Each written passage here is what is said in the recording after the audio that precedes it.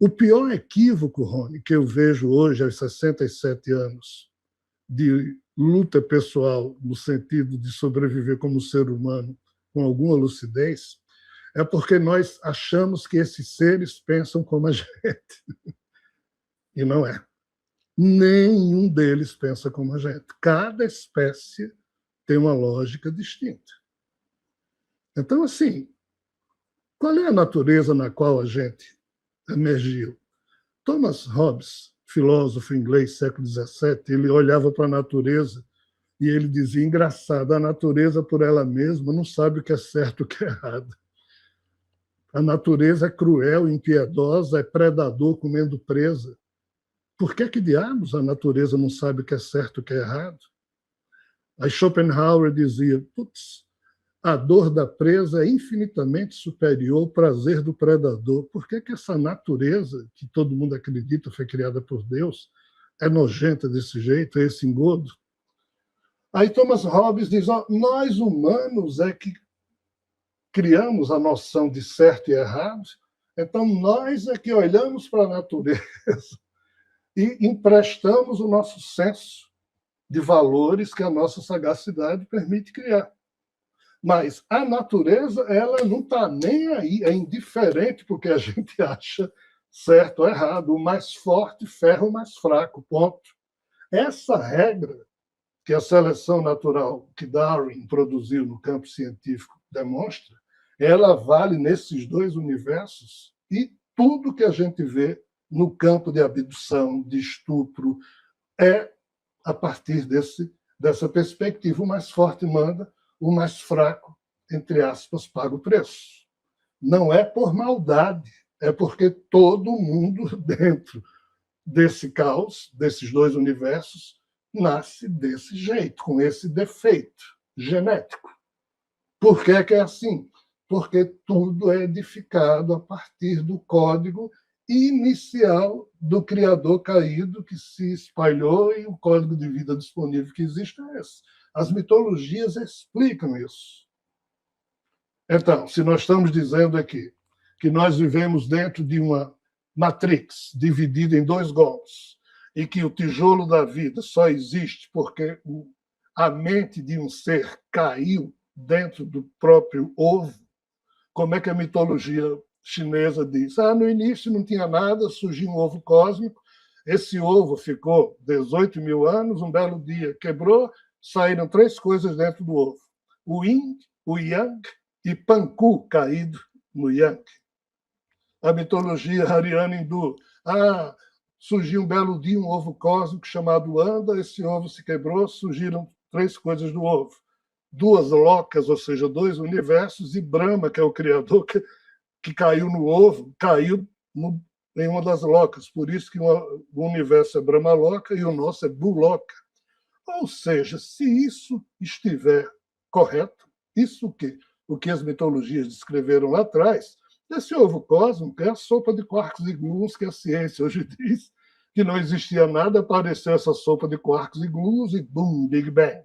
Surgiu matéria e antimatéria. Só não disse que surgiu um criador caído.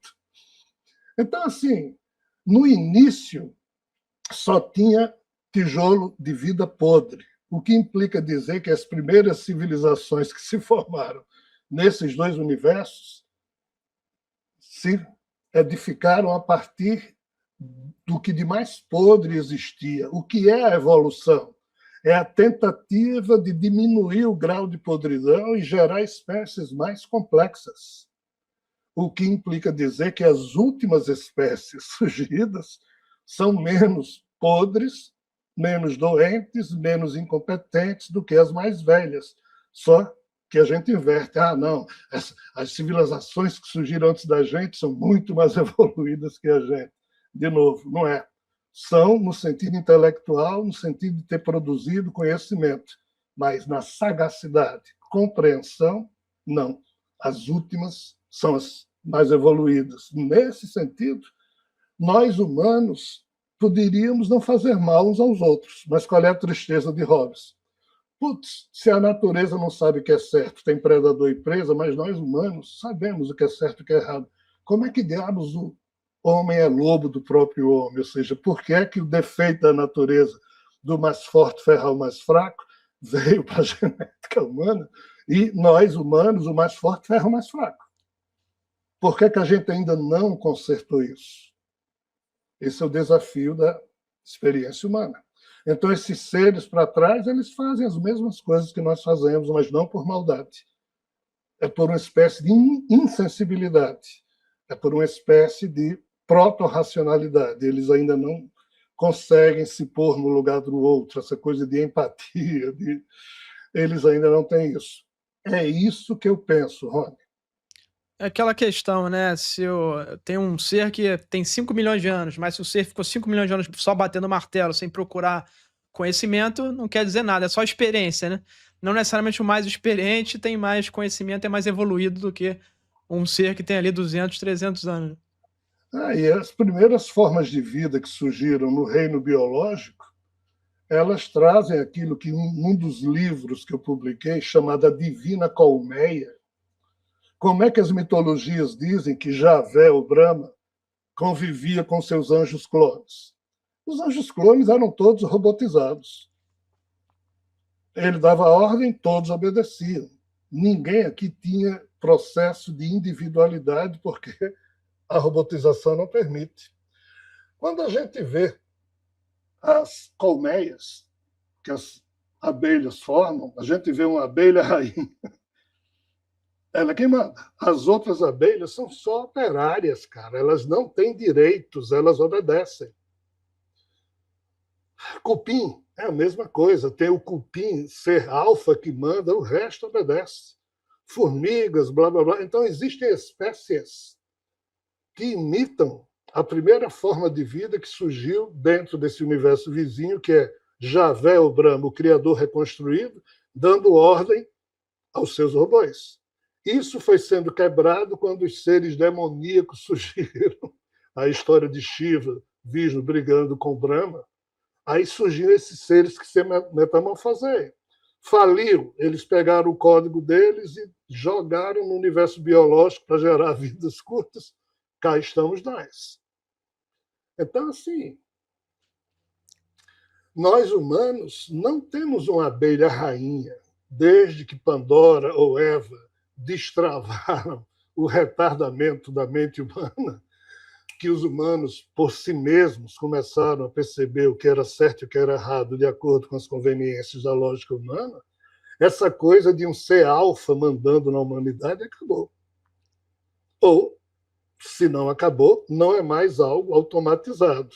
Quando os humanos se libertaram, mas aí o temor religioso fez com que, de novo, os humanos incautos preferem obedecer a ordens, então esperam um ditador, um superpresidente, um superpapa, um superenviado, ou seja, são humanos que transferiram há muito tempo para outros seres a sua capacidade de existir, quer que os outros seres resolvam problemas para eles. Esse é o problema da humanidade, ela quer ser dominada. Ela quer acreditar que tem um super-herói que vai... Ou seja, é uma coisa devocional. A devoção, desculpem falar assim, sei que muita gente que me escuta fica pé da vida quando escuta isso, mas a devoção ferrou com a sensibilidade humana. Transformou humanos em humanos viciados em pedir bênçãos, milagres, e esperar que outros resolvam para eles, porque, em tese, cada um de nós deveria despertar seus potenciais, tentar nós mesmos resolvermos. Esse é o dilema que a gente vive, e esses seres vivem o mesmo dilema. Essa provocação que você colocou de Hobbes ali, da definição filosófica ali do mal, é bem interessante. Nesse caso, e aí ver se eu estou compreendendo seu raciocínio, nesse caso, você tem um humano, o humano ele tem plena consciência de que ele está causando mal a um outro, e é das mesmas espécies, inclusive, né? O que é mais grave ainda. Se ele não for um psicopata, né? No caso da natureza, você tem um leão comendo ali por necessidade, ele nem tem, às vezes, ali consciência, até porque é um animal ali que não tem inteligência igual a nossa, ele pode ser um ser senciente ali, mas não tem inteligência no nível nosso para poder julgar que ele está assassinando um outro animal. Mas no caso dos seres, que seriam seres inteligentes também, né? Talvez seres mais inteligentes que a gente, Você acha que Coloque eles... no meio do caminho, Pode ser, no meio do caminho também, enfim, no meio vão dessa ter múltiplos escala. níveis, né? Eu chamo de proto-racional, entendeu? Tá, é isso que eu queria, esse ponto que eu queria pegar com você. Você acha que esses seres, eles não têm esse nível de inteligência nosso, estariam no meio do caminho, que é o que você está falando, entre o primitivo animal, animalesco irracional, com a nossa racionalidade? Ou eles podem ser, sim, mais inteligentes, porém perderam, por exemplo, a empatia? Não é que perderam, eles nunca tiveram empatia.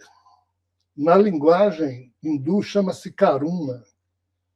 Karuna é isso que veio surgindo aos poucos na evolução dos seres, e só as espécies mais recentes tiveram condição genética de produzir um genótipo que, no seu psiquismo, se traduz como sendo essa coisa de empatia, de você se colocar no lugar do outro. Então, segundo essa perspectiva, só a raça humana teria essa condição no nível de despertamento ou de sagacidade que nós temos. O assunto é muito complexo. O que é que as mitologias dizem? Que existia um ser que vivia no paraíso, esse ser criou algo, esse algo foi um loop mental que, por ter sido imaginado errado, puxou a sensação do eu desse ser para dentro do looping e o seu corpo mental veio junto, desfigurou-se, e isso aqui seria o caos que nós vivemos. Todo mundo que surgiu nesse universo vizinho no primeiro momento surgiu robotizado. Um ser se reconstruiu como tal Javé, dominou o resto, mas aí houve rebeliões, parte dos robotizados despertaram para a condição demo, mas são metamorfoseáveis, são seres proto-racionais, não são racionais, e depois de uns 6 bilhões de anos eles faliram. Criaram um ser específico que no orfismo se chama Fanis, ou Protogonos. Nos meus livros eu chamo de Morrensó. Esse ser fez uma análise da falência dos seres desse universo vizinho, do porquê eles não conseguiam evoluir, pegou os códigos doentes e jogou para o universo biológico onde hoje nós estamos. Para amortecer o grau da demência que os seres que foram desrobotizados nesse universo vizinho conseguiram produzir neles mesmos, essa demência que veio nos códigos transferidos do universo de lá para cá, ao primeiro se caírem nos mundos como a molécula-mãe que surgiu aqui na Terra há 3,8 bilhões de anos, que ninguém sabe de onde veio, mas já veio com a genética pronta e tudo que é forma viva aqui na Terra hoje veio dessa única molécula, isso é uma certeza científica. Essas moléculas foram jogadas de lá para cá, e para amortecer a demência, primeiro a vida biológica teve que surgir irracional. A irracionalidade aqui, nessa história, seria a anestesia que foi dada na demência. E da irracionalidade, espécies proto-racionais foram surgindo, e por um acidente, uma única espécie destravou total o genoma que somos nós, os humanos. Se isso que eu acabei de dizer estiver correto, e se for verdadeiro, e eu estou falando isso amparado nas notícias mitológicas e na convivência que eu tive e tenho com esses seres que terminaram confirmando tudo isso, nós, os humanos, somos a joia criada em pleno caos. Nós somos a flor do lótus, surgida em pleno pântano, depois de 13,8 bilhões de anos, mas nós somos restos alquímicos de diversas tentativas e confusões do passado desses dois universos. Do jeito que Mary Shelley escreveu o romance Frankenstein, em que o Dr. Frankenstein criava novos monstrengos a partir de restos de cadáveres que eles encontravam, nós, humanos, fomos produzidos a partir de restos de cadáveres de situações de civilizações anteriores, em especial de algo mal entendido chamado Ragnarok, que teria ocorrido há 300 milhões de anos atrás no circuito de Yggdrasil, que na época unia 8 locas desse universo vizinho com o planeta Marte do nosso sistema solar. Yggdrasil eram as 9 sociedades que compunham o reino de Odin, e essa foi a primeira sociedade que conseguiu ser criada envolvendo partes dos 2 universos.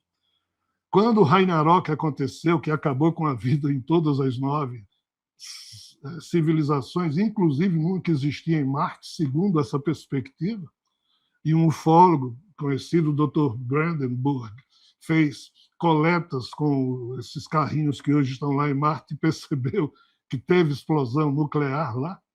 Então, assim, nós humanos seríamos o resto do resto que foi ajuntado, e a natureza terrestre que surgiu nos últimos 300 milhões de anos, no âmbito da explosão cambriana, que começou há 540 milhões de anos nos mares da Terra, nós seríamos o resto alquímico disso. E o mais precioso, porque, devido a uma certa beberagem, Eva não comeu maçã, Eva tomou uma beberagem, tipo uma ayahuasca da vida, um cannabis, alguma coisa que desbloqueou, gerou efeitos psicoativos e ela despertou. E com ela a humanidade. Se isso for verdade, isso está descrito nas mitologias. Se não for verdade, tem que ter uma história muito parecida com essa para explicar essa esculhambação toda que a gente chama de evolução. Há um outro livro que eu publiquei chamado Nem Deus, nem Javé, nem Darwin, : Acesse o nosso portal de conhecimento. Conheça o Orbum, a plataforma de streaming da revelação cósmica. Dezenas de horas de conteúdo para expandir a consciência, com aplicativo próprio, disponível para Android e iOS. Tudo em um só lugar. Todos os estudos e palestras em torno da revelação cósmica, unidos em um único ponto de encontro e mais. Uma comunidade exclusiva, onde buscadores se reúnem para compartilhar conhecimento, insights e despertar juntos. Orbum, a plataforma de streaming da revelação cósmica.